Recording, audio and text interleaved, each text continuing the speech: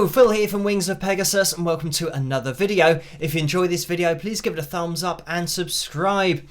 So it's going to be a little bit different tonight because I've received a lot of messages asking me about the Aerosmith situation, the fact that they've called it a day for live performances because unfortunately Steven Tyler had vocal surgery. He fractured his larynx in 2023 and it's clear that he's not going to be able to recover to a point where they can continue live shows or continue their Peace Out farewell tour, which has now been cancelled. So I want to address a few things in this video. Just first of all, as you guys will know, even if you don't know me from my hair, that Aerosmith very much fall into my ballpark of preference for musical style and, you know, rock, hard rock, all that kind of stuff. And hearing this news is very sad. And what I will say is that as a rock band, and I don't know whether it's just the genre, but people seem to just tell it how it is. I think more so in rock and rock and roll and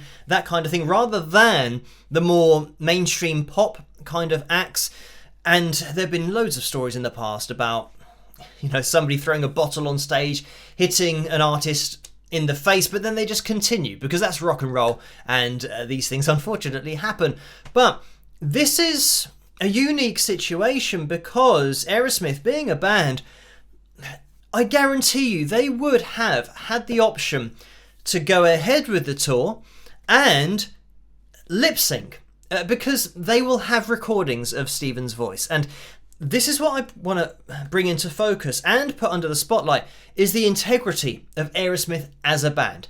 And you may like them, you may not like them. It might not be a style of music that you're into, but there's no question that the integrity is absolutely there. To come out and say that we're not going to do it anymore because we can't do it anymore, or at least Steven's voice can't do it anymore, so we're not going to just keep going and mime or lip sync and just not tell anybody. We're just going to come out, and they've stated that they're not going to play live anymore, that is it. That there's no final curtain call, there's no last show that they're going to do. They're just going to say, look, we can't do it, so we're not going to do it. And as you guys know, on the channel, we've looked at lots of singers and bands who have performed live, but the vocals weren't live. And performing live is different now to singing live, where as long as people are moving around, that counts as a live performance. So just to mention what they have released on their official social media pages, it's a long statement. I'm just going to read this bit here because it says, "We've always wanted to blow your mind when performing. As you know, Steven's voice is an instrument like no other. He has spent months tirelessly working on getting his voice to where it was before his injury. We've seen him struggling despite having the best medical team by his side. Sadly, it is clear that a full recovery from his vocal injury is not possible. We have made a heartbreaking and difficult but necessary decision as a band of brothers to retire from the touring stage."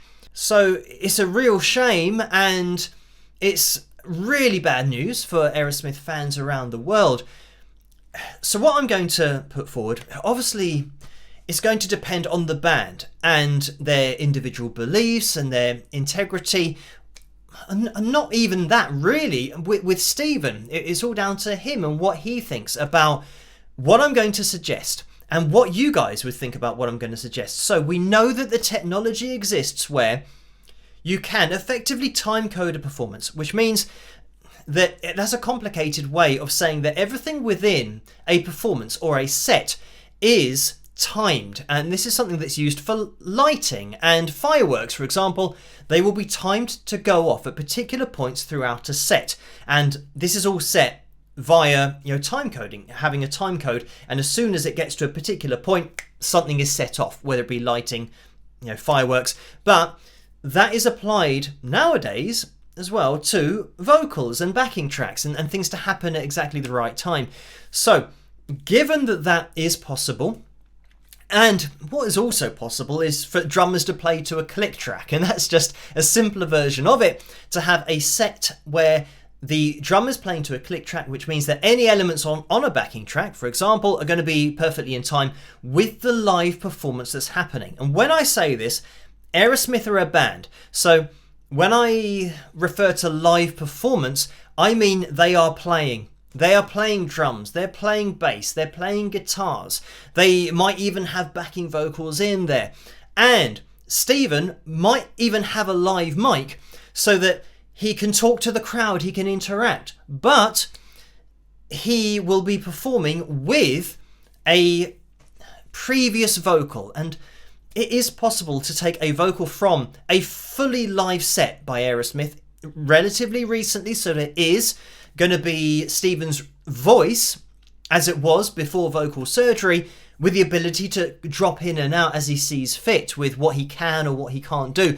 And again, I think if Aerosmith stated that they're going to do a final tour or just a few shows or even one show and just call it one last time, and all of the Aerosmith fans know what they're going to be listening to, they're going to be hearing a full live band and Stephen's vocals are going to be dropped in. And again, this is purely, down to what the band want to do, and they might say, well, no, we don't even want to do that, even just for one last show. How much the fans would love it might still not outweigh them saying, well, no, we don't want to do it at all, we don't want to have any pre-recorded elements in our show. And obviously it would be down to Stephen as well and his thoughts on it, but I would be really interested to know what people think about that. If the band came out and said, look, because it is a real shame to just end and not have anything, as the Peace Out farewell tour was called the farewell tour. So it's going to be the last, hurrah from the band and something that fans could get out and see worldwide. But certain, obviously, dates of that tour have now been cancelled. So it means in certain places around the world, they don't get to say farewell. And referencing that statement that they've made, they do say about Stephen, and obviously Stephen would have wished that his voice would have made a full recovery, been back to 100%, but it hasn't been able to do that, and that's what they were looking for. And we all know about Stephen's voice and what he could do with it, his range, and just how unique it was. And going back to what I'm saying about having particular things on the backing tracks, we also know that what you can do is have particular parts of songs that are on a backing track. So let's say, for example, there's a verse that, it might be an octave below, the crazy kind of A4s, B4s, C5s, D5s, E5s, and higher, G5s that Stephen would hit. But in verses, there may well be vocals that are a lot lower than that. Obviously, I don't know Stephen's situation or whether he can sing at all in any kind of range, but we know that it would be possible if there were those lower octaves worth, they could still get a little bit of voice coming out there that he could drop in live for those lower sections. I'm pretty sure fans just want to see the band, and they will be playing live and they will be performing live, as is defined by the current day music industry standard, that performing live is being there live. Now, singing live is something different, but so many vocalists nowadays are performing live, which means that they are having backing track elements in there. And as you guys will know, previously on the channel, we've looked at a very popular band who, for the song that I was analysing, were actually miming, the lead singer was miming that particular song. And that's on a tour, it's a world tour. They're going all around the world and not telling people that that is what's happening. So I think if you go fully the other way and just say, look, this is what we're going to do, and we're interested to know if people will buy tickets to see this as a final thing, just to say goodbye for, the band and the fans, it'll be interesting to see what people think about that, because I can see people not having a problem with that. And even with all the videos that I've done analysing vocals, live performances and performances that weren't live, and all of the controversy that goes with that, I think the controversy is the dishonesty and not saying what's happening. Because I'm pretty sure, I wouldn't have a problem with a band going out there and playing live, playing their instruments, even doing live backing vocals, but even that they can state, well, we're not going to be doing backing vocals.